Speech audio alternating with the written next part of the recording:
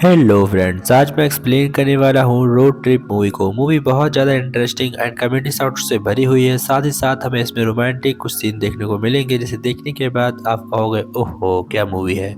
Movie के start में हम देखते हैं एक आदमी जो पूरे कॉलेज में टहल रहा होता है कि तभी उसकी नज़र एक खूबसूरत लड़की पर पड़ती है और वह उसके पीछे जाने लगता है। उसके बाद वह उसे अपने बाहों में लेता है, लेकिन तब तक उसकी आँख खुल जाती है। दरअसल यह सब कुछ एक सपना होता है जो जोश नाम का एक बंदा देख रहा होता है। वह अपने सपने से जग कर अपनी गर्लफ्रेंड को कॉल करता है और उससे कहता है कि मैंने तुझे सपने में देखा। और जोश को किसी भी बात का होश नहीं होता है। फिर हम देखते हैं कि उसका दोस्त उसके पास आता है और उससे कहता है कि हमें कॉलेज चलना होगा, क्या तुम मेरे साथ आज कॉलेज चल रहे हो। दरअसल इसका दोस्त थोड़ा सा पागल होता है, जिसने एक स्नैक को पाला होता है और उसके बाद वो हमेशा उसी को घूरता रहता है। फिर जोश कॉलेज जाता है और उसे वहाँ पर बेथ नाम की लड़की मिलती है, जो देखने में काफ़ी खूबसूरत होती है और काफ़ी हॉट होती है। उसके पीछे एक लड़का पड़ा होता है जिसका नाम जेकब होता है। जेकब इस कॉलेज का प्रोफेसर है और उसकी पहुंच बहुत ही ऊपर तक है और ये भी बेथ को लाइक करता है। फिर हम देखते हैं जैसे ही जेकब की क्लास खत्म होती है, वह सीधा जोश के पास जाता है और वह जोश को समझा रहा होता है कि तुम फेल होने वाले हो, लेकिन मैं चाहता हूँ कि तुम फेल ना हो, इसलिए तुम्हें पढ़ाई ढंग से करनी होगी और एग्जाम को सही तरीके से देना होगा। फिर जोश अपने दोस्त एल के साथ कॉल करने के लिए जाता है और वह जब कॉल करता है तो वो अपनी गर्लफ्रेंड को, लेकिन उसकी दोस्त वहां पर कॉल उठाती है और वह उसे डांट कर चुप करा देती है, जिसकी वजह से जोश की काफी बेइज्जती होती है।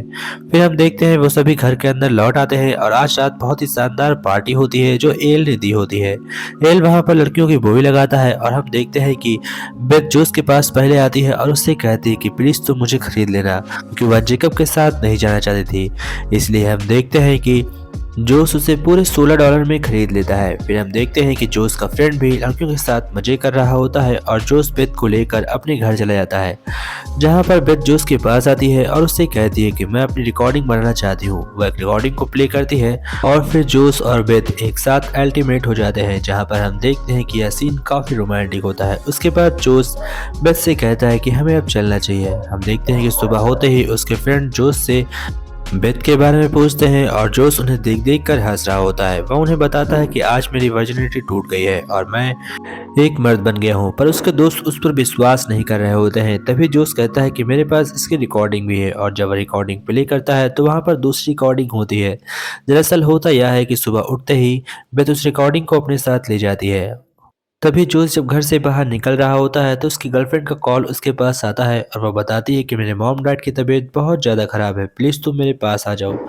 यह सुनते ही जोश अपने दोस्त एल से कहता है कि हमें कहीं से कार इंतजाम करनी होगी और वो लोग एक कार को इंतजाम करते हैं और उसके बाद चार दोस्त एक रोड ट्रिप पर निकल जाते हैं। इसलिए इस मूवी का नाम रोड ट्रिप भी है।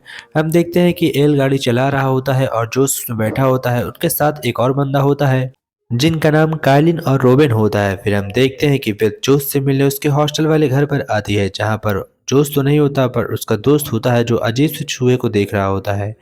बेथ वहाँ पर जोश के बारे में पूछताछ करती है पर उसे कुछ भी नहीं पता चलता, इसलिए वो फौरन अपने हॉस्टल में लौट जाती है, जहाँ पर एक लड़की उसे बताती है कि जोश अपनी गर्लफ्रेंड से मिलने गया है। यह सुनने के बाद बेथ भी सोचती है कि काश मैं जोश को किसी तरीके से कांटेक्ट कर पाती, लेकिन वह ऐसा नहीं कर सकती थी। फिर हम देखते हैं कि जब ये लोग रास्ते में गुजर रहे होते हैं तो ये लोग एक शॉर्टकट लेते हैं और शॉर्टकट के चक्कर में इनकी कार बहुत ही बुरी तरीके से ब्लास्ट हो जाती है, जिसके चलते अब ये लोग जंगल में फंस चुके थे और उनके पास कोई कार नहीं होती है। ये बहुत ही बुरी हालत में होते हैं। फिर हम देखते हैं बेथ को, जो जोश से कांटेक्ट करने की कोशिश कर रही होती है, बट जोश के पास कोई फ़ोन नहीं होता है तो वह उससे कांटेक्ट किस तरह करे। फिर हम देखते हैं कि वो लोग एक होटल में रूम लेते हैं और वहीं के आसपास डिनर करते हैं। फिर हमें दिखाया जाता है काली के डार्ट की, जिनकी वह कार थी और वह काली को पागलों की तरह ढूंढ रहे थे। फिर हम देखते हैं कि इधर एल फिर से सभी को लेकर एक हॉस्टल में जाता है और वहां पर वो होटल पर एक कमरा लेता है और अपने दोस्तों के साथ रह रहा होता है। उसके दोस्त जहां पर डिनर कर रहे होते हैं, वहाँ किचन मास्टर बहुत ही अजीबोगरीब होता है। वह अपने अंडरवियर में ब्रेड डालकर निकालता है और उसके बाद डिनर बनाकर उनके दोस्तों को खिलाता है और उनके दोस्तों को यह बात बिल्कुल भी पता नहीं होती है। फिर हम देखते हैं कि एल एक नई वैन का इंतजाम करता है और उसके बाद अपने दोस्तों को उस वैन से लेकर अपने रोड ट्रिप पर निकल पड़ता है और सीधा टिफनी के पास जाने लगता है। रास्ते में जोश रुकता है और जेकब के पास कॉल करता है और जेकब से कहता है कि सर, क्या मेरी एग्जाम डेट थोड़ी सी बढ़ सकती है, क्योंकि अभी अभी मेरा एक एक्सीडेंट हुआ है जिसमें कि मेरे सारे नोट्स जल चुके हैं। अब मैं अपने एग्जाम की तैयारी नहीं कर सकता। यह सुनने के बाद जेकब जोश से झूठ बोलता है और उससे कहता है ठीक है मैं तुम्हारे एग्जाम डेट 5 दिन बढ़ा रहा हूँ, लेकिन वह ऐसा नहीं करता है। वह 5 दिन के बजाय 2 दिन बढ़ाता है और उसे झूठ बोलता है ताकि जोश का एग्जाम छूट जाए। फिर हम देखते हैं रोबिन को जो अपने सभी दोस्तों को लेकर अपने एक खास दोस्त के यहाँ रहने के लिए गया होता है और वहाँ पर बहुत से स्टूडेंट पहले से रह रहे थे। हम देखते हैं कि वहाँ पर इन दोनों को बहुत सारा भरपेट खाना मिलता है और साथ ही साथ डांस करने के लिए काफ़ी एक अच्छी पार्टी भी होती है। पार्टी के दौरान हम देखते हैं जब ये लोग डांस कर रहे होते हैं तभी कायली को एक लड़की पसंद कर लेती है और वह कायली को ध्यान से देख रही होती है। तभी कायली जैसे ही बाहर जाता है फौरन वह लड़की कायली के पीछे वहाँ पर पहुँच जाती है। फिर कायली और वह लड़की दोनों एक साथ एक ही रूम में रहते हैं और रात भर काफी मजे करते हैं। सुबह होते ही कायली बाहर आता है और अपने दोस्तों को सब कुछ बताता है। उसके दोस्त उस पर विश्वास नहीं कर रहे थे पर यह सब कुछ सच होता है। कायली बहुत ही खुश होता है कि उसने आज अपनी वर्जिनिटी तोड़ दी। एल को जो एक नर्स के पास अपना इलाज कराने के लिए जाता है और वह नर्स से कहता है कि मेरे बम में कोई प्रॉब्लम है। उसके बाद नर्स एल का इलाज करती है और उसके बाद वो सभी वहां से फौरन निकल जाते हैं। हम देखते हैं कि इलाज के दौरान एल को बहुत दर्द होता है।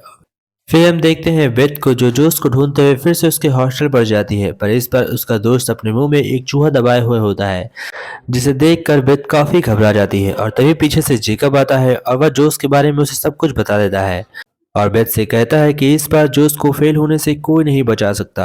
यह सुनने के बाद बेथ कहती है कि मेरे होते हुए ऐसा नहीं होगा और वह जोश को लगातार कॉल कर रही थी, लेकिन टिफ़नी की कॉल अभी लग नहीं रही थी। फिर हम देखते हैं रोबिन फिर से अपने एक खास अंकल के यहाँ अपने चारों दोस्तों को लेकर जाता है और ये लोग रात भर यहीं पर रुकते हैं। सुबह होते ही ये लोग यहाँ से निकलने वाले थे, लेकिन रात में साथ में डिनर करते हैं। फिर हम देखते हैं कायली के डैड को जो एक ऑफिसर है और वह सभी को बहुत ही बेरहमी से मारने के लिए ढूंढ रहे होते हैं क्योंकि इन सभी ने उनकी कार को बहुत ही बुरी हालत में कर छोड़ा होता है। फिर रात होने के बाद ये लोग सभी अपने अंकल के यहाँ सो जाते हैं और सुबह होते ही हम देखते हैं कि वो लोग फिर से अपनी वैन को उठाते हैं और वैन में सभी एक साथ बैठकर वहां से भी निकल लेते हैं। अब हम देखते हैं कि वो जोश अपने सभी दोस्तों के साथ डिफनी के पास पहुंच चुका था, पर इससे पहले जोश टिफनी से मिलता हम देखते हैं कि वहां पर ऑफिसर आ जाता है और वह उन सभी को अरेस्ट कर लेता है क्योंकि उन्होंने उनकी कार को तोड़ा था। ऑफिसर उन सभी को डांटता है पर अपने कायले बेटा को बहुत ही मारने वाला था। तभी कायले जोश में गुस्से में आ जाता है और अपने डैड से जबान लड़ाने लगता है। वह उनसे कहता है कि मैं उनसे नहीं डरता, आप मेरा पीछा करना छोड़ दीजिए, मैं आपकी किसी भी चीज़ को हाथ नहीं लगाऊंगा। इसी बीच का फायदा उठाकर जोश वहां से फौरन निकल जाता है और टिफनी के पास जाता है। तभी बेट टिफनी को कॉल करती है तो वह कॉल सीधा उसके पास जाती है और बेथ की मुलाकात जोश से हो जाती है। वह उसे बताती है कि जैकब ने तुमसे झूठ कहा है, तुम्हारा एग्जाम 4 डेज बाद नहीं बल्कि 1 डेज बाद है। यह सुनने के बाद हम देखते हैं कि जोश फौरन अपनी वैन को उठाता है और अपने सभी दोस्तों को लेकर अपने कॉलेज पहुंच जाता है और बेथ से जाकर सीधा मिलता है और बेथ को कहता है कि शुक्रिया। वह अपना एग्जाम देता है। एग्जाम देने के बाद बेथ जोश दोनों एक साथ रिलेशन में आ जाते हैं क्योंकि यहाँ आने से पहले उसने टिफनी के साथ ब्रेकअप कर लिया था। अब इन दोनों की लाइफ आगे स्टार्ट हो चुकी थी। कायले भी बड़ा हो गया था और वो भी अपने डैड के पास चला गया था। तो दोस्तों अगर आप लोगों को मूवी अच्छी लगी हो तो वीडियो को लाइक करिएगा एंड चैनल को सब्सक्राइब करिएगा और अगर वीडियो बेहद पसंद आई हो तो अपने दोस्तों के साथ शेयर भी जरूर करिएगा। मैं आपसे किसी और वीडियो में मिलूंगा किसी और टाइम और किसी और डे पर। तब तक के लिए bye bye, take care friends.